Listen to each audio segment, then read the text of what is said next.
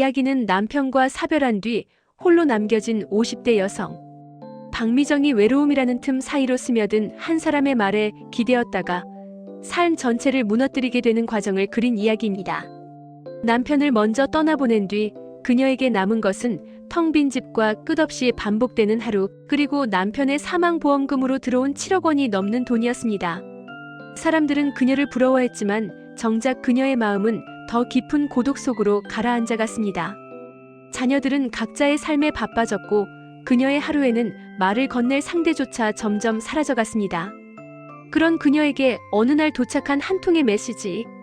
한국어를 쓰는 한국계 외국인 남성이라는 소개, 공손한 말투, 지나치게 세심한 공감과 위로. 그 남자는 그녀의 아픔을 이해한다고 말했고 그녀의 이야기를 끝까지 들어주었습니다. 그것은 오랜만에 느껴보는 존중과 관심, 그리고 사랑받고 있다는 착각이었습니다. 처음엔 조심스러웠던 마음은 어느새 설렘으로 변하고 그 설렘은 이 사람만은 다를 것이라는 믿음이 됩니다. 그리고 그 믿음은 아주 작은 금액의 송금 요청 앞에서 시험대에 오릅니다.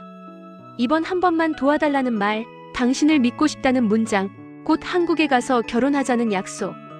박미정은 불안해하면서도 그 불안을 스스로 다독이며 돈을 보냅니다. 한 번, 또 한 번, 점점 커지는 금액. 그녀는 이미 의심하고 있었지만 사랑을 잃는 것이 두려워 의심을 눌러버립니다. 그리고 결국 전 재산을 송금한 뒤 찾아온 완전한 침묵. 그제야 드러난 진실은 그녀의 삶을 산산이 부숩니다. 돈을 잃은 것보다 더 큰 상처는 자신이 누군가를 그렇게까지 믿고 싶어 했다는 사실이었습니다.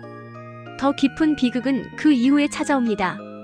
자녀들에게 사실을 털어놓는 순간 그녀를 기다린 것은 위로가 아니라 실망과 비난이었습니다. 그녀는 돈뿐 아니라 가족과의 관계, 그리고 스스로에 대한 존엄까지 잃어버리게 됩니다. 이 이야기는 단순한 사기 피해담이 아닙니다. 외로움이 어떻게 판단력을 흐리게 만드는지, 사랑을 갈망하는 마음이 어떻게 범죄의 표적이 되는지를 적나라하게 보여주는 이야기입니다. 이 채널은 실제로 일어날 수 있는 사기 피해와 인간의 삶을 다룬 이야기를 통해 같은 아픔을 겪는 분들에게는 위로를, 아직 겪지 않은 분들에게는 경각심을 전하고자 합니다. 이야기가 마음에 닿으신다면 구독과 좋아요, 그리고 새로운 이야기를 놓치지 않도록 알림 설정까지 함께 해주시면 큰 힘이 됩니다. 그럼 지금부터 한 사람의 외로움이 어떻게 사랑으로, 그리고 비극으로 변해갔는지 그 이야기를 시작하겠습니다. 박미정은 남편의 제삿날이 지나고 나면 더 깊은 고요 속으로 들어갑니다. 사람들은 시간이 약이라고 말하지만 그녀에게 시간은 상처를 무디게 하기보다 오히려 또렷하게 만들었습니다. 함께 늙어가기로 약속했던 사람이 사라진 집은 날이 갈수록 더 넓고 차갑게 느껴집니다. 아침에 눈을 뜨면 가장 먼저 듣는 소리는 시계 초침 소리입니다. 그 소리는 마치 너 혼자다라고 말하는 것처럼 규칙적으로 울립니다. 여보, 오늘도 혼자네. 그녀는 말하고 나서 스스로 놀랍니다. 누군가에게 말을 건네는 습관이 아직 남아있다는 사실이 부끄럽고도 슬픕니다. 남편이 남긴 사망보험금 7억 5천만 원은 통장에 고스란히 남아있지만 그 숫자는 그녀를 안아주지도 말을 걸어주지도 않습니다. 사람들은 그 돈을 두고 말합니다. 이제 걱정 없겠네. 노후는 탄탄하겠다. 그러나 그 말들은 위로가 아니라 벽처럼 느껴집니다. 그녀는 점점 사람들과의 만남을 피하게 되고 아이들과의 통화마저 짧아집니다. 엄마, 밥은 먹고 다니지? 응, 먹는다. 그게 전부입니다. 전화가 끊기고 나면 집은 다시 조용해집니다. 그날 밤 박미정은 잠이 오지 않아 휴대전화를 들여다봅니다. 별 생각 없이 메시지 앱을 넘기던 순간 알림 하나가 뜹니다. 안녕하세요. 혹시 한국분이신가요? 그녀는 화면을 한참 바라봅니다. 모르는 번호, 모르는 사람. 그동안 알 수 없는 메시지는 바로 지워버렸는데 이상하게도 이번에는 손이 움직이지 않습니다. 프로필 사진 속 남자는 단정한 재킷 차림에 부드러운 미소를 짓고 있습니다. 이름은 데니얼 킴. 소개글에는 한국계 미국인 무역업 종사라고 적혀 있습니다. 왜 나한테? 그녀는 잠시 휴대전화를 내려놓습니다. 그러나 몇 분 뒤 다시 집어듭니다. 그리고 아주 짧게 답장을 보냅니다. 네, 한국 사람이에요. 그 답장 하나를 보내는데 심장이 유난히 크게 뛰는 것을 느낍니다. 그는 곧바로 답합니다. 반갑습니다. 한국어로 대화할 수 있어서 너무 좋네요. 그 한 문장이 이상하게도 마음을 건드립니다. 그녀는 스스로에게 말합니다. 그냥 인사일 뿐이야. 하지만 그날 이후 그는 매일 메시지를 보냅니다. 오늘은 날씨가 어땠나요? 식사는 하셨어요? 미정 씨는 어떤 하루를 보내셨나요? 누군가 자신의 하루를 묻는 일이 이렇게 낯설고 또 따뜻할 수 있다는 사실에 그녀는 당황합니다. 답장을 하지 않으면 몇 시간 뒤 다시 메시지가 옵니다. 괜히 귀찮게 한 건 아니죠? 그 말에 그녀는 서둘러 답합니다. 아니에요. 괜찮아요. 그렇게 대화는 이어집니다. 그는 자신의 이야기를 조금씩 꺼냅니다. 미국에서 혼자 일하며 외로웠다는 말, 한국 음식이 그립다는 말. 그리고 어느 날 그녀의 이야기를 묻습니다. 미정 씨는 가족이 어떻게 되세요? 그 질문 앞에서 그녀는 잠시 멈칫합니다. 그러나 결국 남편 이야기를 꺼냅니다. 몇 년 전에 남편을 먼저 보냈어요. 그의 답장은 길었습니다. 그 말을 읽고 한참을 아무 말도 못했습니다. 그 슬픔이 얼마나 깊을지 상상도 못하겠어요.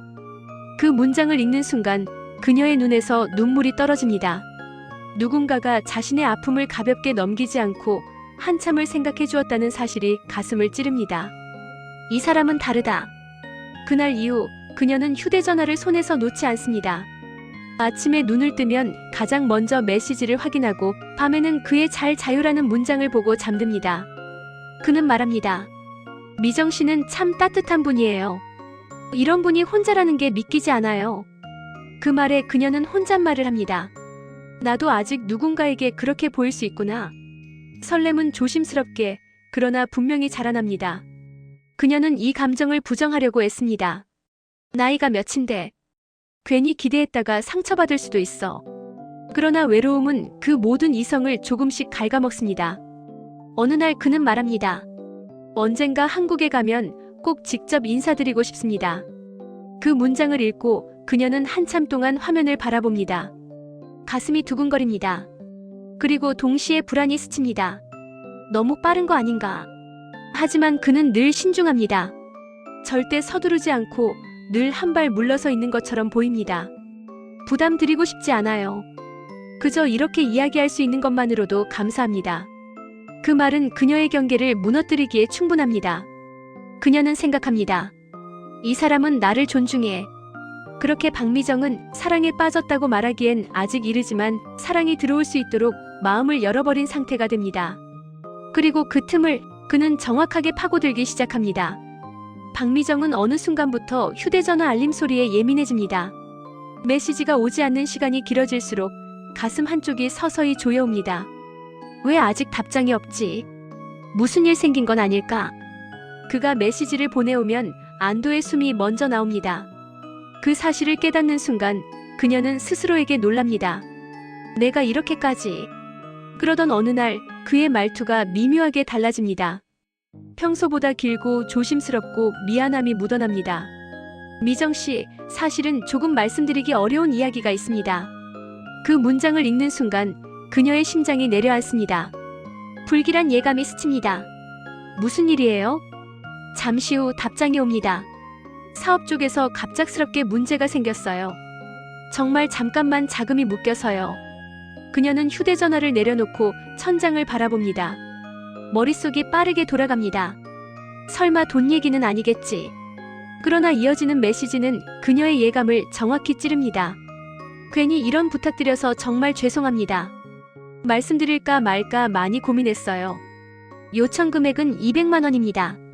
그 숫자를 보는 순간 그녀의 손끝이 차가워집니다. 이게 시작인가? 그녀는 바로 답하지 못합니다. 한참을 고민하다 조심스럽게 묻습니다. 혹시 왜 은행 말고 개인 송금이에요? 그의 답장은 빠릅니다. 제가 지금 해외에 있어서 절차가 복잡합니다. 괜히 불편 드리고 싶지 않았어요. 그리고 곧 이어지는 말. 부담이 된다면 절대 괜찮습니다. 미정 씨를 잃고 싶지는 않아요. 그 문장을 읽는 순간 그녀의 마음이 흔들립니다. 잃고 싶지 않다는 말이 이상하게도 가슴을 세게 칩니다. 내가 너무 차갑게 생각하는 건가? 송금 화면을 켭니다. 금액을 입력하는 손이 떨립니다. 확인 버튼 위에서 한참을 망설입니다. 이건 사랑이 아니야. 그냥 도움일 뿐이야. 버튼을 누르는 순간 심장이 쿵 내려앉습니다. 보냈어요. 그의 답장은 거의 즉시 옵니다. 정말 감사합니다. 미정 씨 같은 분은 처음입니다. 그 말에 그녀는 안도의 숨을 쉽니다. 그리고 동시에 설명할 수 없는 불안이 밀려옵니다. 그 이후로 요청은 더 잦아집니다. 그리고 더 교묘해집니다. 세금 문제로 잠시 막혔어요. 계약금만 처리되면 바로 정리됩니다. 금액은 500만 원, 1천만 원으로 커집니다. 그녀는 매번 스스로에게 말합니다. 이건 마지막이야. 이번만 넘기면 끝이야. 그러나 끝은 오지 않습니다. 어느 날 밤 그녀는 처음으로 잠을 설칩니다. 눈을 감아도 송금 화면이 떠오르고 숫자가 머릿속을 떠나지 않습니다. 왜 이렇게 불안하지? 그녀는 용기를 내어 말합니다. 혹시 나를 속이는 건 아니죠? 메시지를 보내고 나서 손이 떨립니다. 한동안 답장이 없습니다. 그 침묵이 그녀를 더 불안하게 만듭니다. 잠시 후 그의 메시지가 도착합니다. 그렇게 생각하셨다니 솔직히 많이 상처받았습니다. 그 문장을 읽는 순간 미정은 심장이 철렁 내려앉습니다. 제가 미정 씨를 얼마나 존중하는지 아시잖아요. 이어지는 메시지에는 한국에 올 계획, 결혼 이야기, 미래 설계가 적혀 있습니다. 한국에 가서 직접 보여드리겠습니다. 당신을 속일 이유가 전혀 없습니다. 그 말들은 그녀의 의심을 죄책감으로 바꿉니다. 내가 너무 예민했구나. 이 사람을 믿지 못하다니. 그녀는 다시 송금합니다. 이번에는 5천만 원입니다. 통장을 확인한 순간 숨이 막힙니다. 숫자가 눈에 띄게 줄어 있습니다. 이 정도면 정말 위험한데. 그러나 그는 말합니다. 이제 거의 끝입니다. 조금만 더 힘을 내주세요. 그녀는 점점 주변을 속이기 시작합니다. 아이들에게는 아무 말도 하지 않고 친구들의 전화를 피합니다. 아직은 말할 수 없어. 결과가 나오면. 그러나 결과는 점점 더 깊은 수렁으로 이어집니다. 마지막 요청은 담담합니다. 이번이 정말 마지막입니다. 금액은 남은 전 재산 전부입니다. 그녀는 그날 송금 버튼을 누르기 전 혼잣말을 합니다. 제발 나를 버리지 말아줘. 버튼을 누르는 순간 눈물이 떨어집니다. 그녀는 이미 알고 있습니다. 돌이킬 수 없다는 것을. 그리고 그날 이후 그의 메시지는 오지 않습니다. 박미정은 휴대전화를 손에서 놓지 못한 채 밤을 보냅니다. 마지막 송금을 보낸 이후 그녀는 단 한순간도 편안하지 않습니다. 지금은 비행기 아닐 거야. 시차 때문에 답장이 늦는 걸 거야. 그렇게 스스로를 설득하며 시간을 보냅니다. 그러나 시간이 흐를수록 설명은 점점 힘을 잃습니다. 메시지는 오지 않습니다. 읽음 표시조차 없습니다. 그녀는 같은 문장을 몇 번이나 다시 보냅니다. 잘 도착하셨어요? 무슨 일 있는 건 아니죠? 제발 답장 한 번만 주세요. 손이 떨려 오타가 납니다. 지우고 다시 씁니다.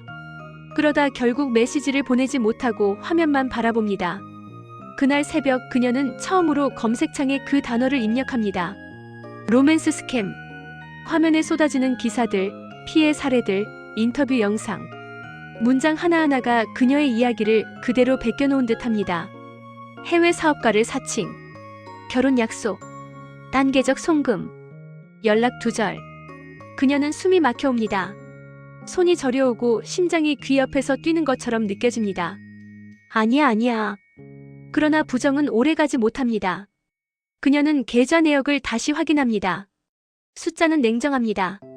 돌아올 가능성은 없습니다. 그 순간 그녀는 바닥에 주저앉습니다. 울음이 나오지 않습니다. 소리도 눈물도 없이 입만 벌린 채 숨을 몰아쉽니다. 내가 전부 보냈구나. 내 인생을 내가 넘겨줬구나. 그날 이후 그녀는 며칠 동안 밖으로 나가지 않습니다. 커튼은 닫혀있고 불도 켜지지 않습니다. 시간 감각이 사라집니다. 배가 고픈지도 모릅니다. 샤워를 했는지도 기억나지 않습니다. 거울을 보지 않으려 애씁니다. 그러다 결국 아이들에게 전화를 겁니다.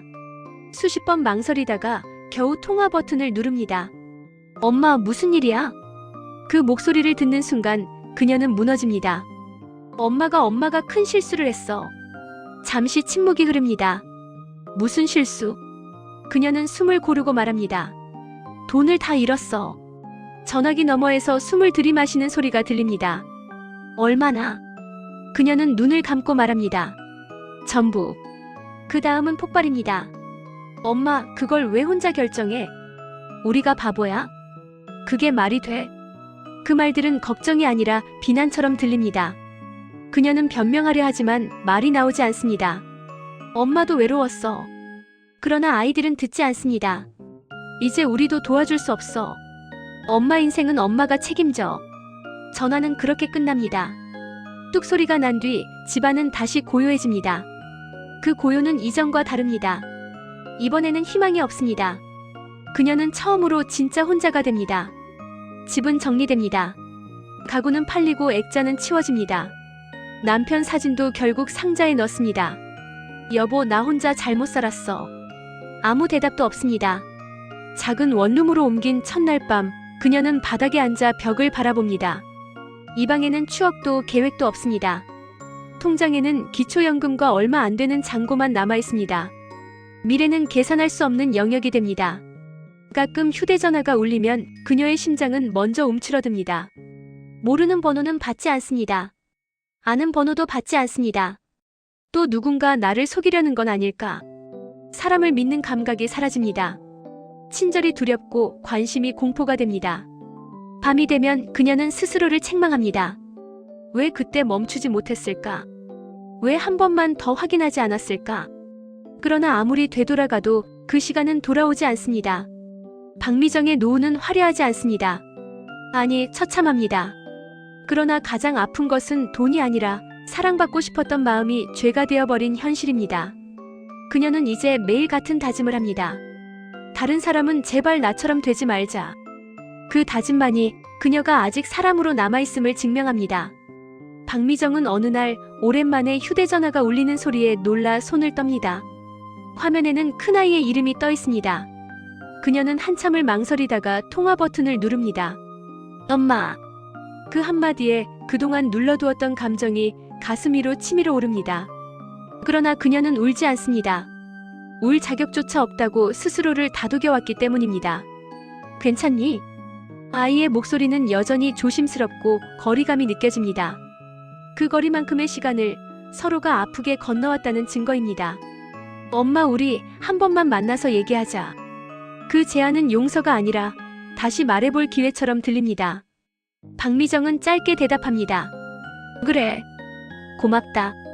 약속한 날 그녀는 오래된 코트를 꺼내 입습니다. 거울 앞에서 잠시 서성이다가 고개를 숙입니다. 미안하다고 말하자. 변명하지 말고. 아이들과 마주 앉은 자리에서 처음에는 아무 말도 나오지 않습니다. 침묵이 길어집니다. 그 침묵을 그녀가 먼저 깹니다. 엄마가 많이 잘못했다. 아이들은 고개를 들지 않습니다. 그녀는 말을 이어갑니다. 외로웠다는 말로, 사랑받고 싶었다는 말로 그 잘못을 덮을 수 없다는 것도 안다. 목이 잠겨 잠시 말을 멈춥니다. 그러나 끝까지 말합니다. 다만 엄마가 그 돈보다 더 아꼈던 게 있었단 건 알아줬으면 좋겠다. 너희들이었다. 그 말에 작은 아이가 눈물을 훔칩니다. 큰 아이는 깊은 숨을 내쉽니다. 엄마, 우리가 화가 났던 건 돈 때문만은 아니야.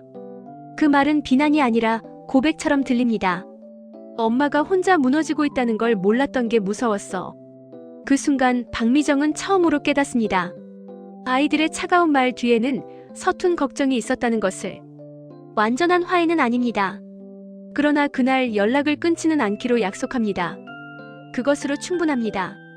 그녀의 하루는 여전히 넉넉하지 않습니다. 작은 원룸, 빠듯한 생활비, 단순한 식사. 그러나 그녀는 다시 아침에 일어납니다. 동네 복지관에서 청소 일을 시작하고 손이 허전한 날에는 바느질을 배웁니다. 하루를 채우는 일이 생기자 밤이 덜 무섭습니다. 거울 속 자신의 얼굴을 다시 바라봅니다. 주름은 늘었지만 눈빛은 조금 달라졌습니다. 그래도 살아야지. 그녀는 이제 쉽게 믿지 않습니다. 그러나 사람을 완전히 포기하지도 않습니다. 상처를 통해 경계하는 법을 배웠을 뿐입니다. 가끔 아이들에게서 사진이 옵니다. 짧은 메시지와 함께. 엄마, 오늘 날씨 좋아.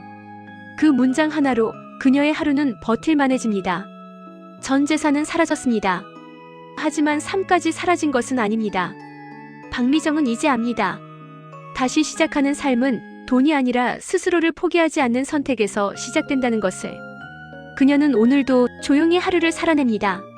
이 이야기는 남편과 사별한 뒤 홀로 남은 50대 여성 박미정이 외로움 속에서 시작된 한 사람과의 메시지를 통해 사랑이라 믿었던 감정에 기대었다가 로맨스 스캠이라는 잔인한 현실과 마주하게 되는 과정을 담고 있습니다. 한국계 외국인 남성을 사칭한 인물은 공감과 위로, 미래에 대한 약속으로 그녀의 마음을 열게 만들었고, 그 믿음은 소액 송금을 시작으로 점점 더 큰 금액의 요구로 이어졌습니다. 불안함을 느끼면서도 사랑을 잃고 싶지 않았던 그녀는 결국 남편이 남긴 전 재산을 모두 송금하게 되고, 그 순간부터 상대는 흔적도 없이 사라집니다. 사기라는 사실을 깨달은 뒤 그녀가 겪은 것은 금전적 파산만이 아니었습니다. 자녀들과의 갈등, 신뢰의 붕괴, 그리고 스스로에 대한 깊은 자책과 상처가 뒤따랐습니다. 그러나 긴 시간의 침묵 끝에 그녀는 아이들과 조금씩 마음을 나누고 전 재산을 잃었음에도 다시 하루를 살아가기로 선택합니다. 이 이야기는 완전한 회복이 아닌, 그럼에도 불구하고 살아가려는 사람의 기록입니다. 이 이야기가 전하는 메시지는 분명합니다. 로맨스 스캠은 단순히 돈을 노리는 범죄가 아니라 상실과 외로움, 사랑받고 싶다는 인간의 가장 약한 마음을 정밀하게 노리는 범죄입니다. 지나치게 빠른 공감과 친절, 미래를 약속하며 현재의 희생을 요구하는 말, 반복되는 송금 요청과 죄책감을 자극하는 표현, 이 모든 것은 사랑이 아니라 조작입니다. 누군가에게 마음을 여는 것은 잘못이 아닙니다. 그러나 의심을 포기하라는 요구는 결코 사랑일 수 없습니다. 이 이야기가 마음에 남으셨다면 구독과 좋아요, 알림 설정을 부탁드립니다. 여러분의 관심과 공유가 또 다른 누군가가 같은 상처를 겪지 않도록 막는 가장 큰 경고가 될 수 있습니다. 끝까지 함께 해주셔서 감사합니다.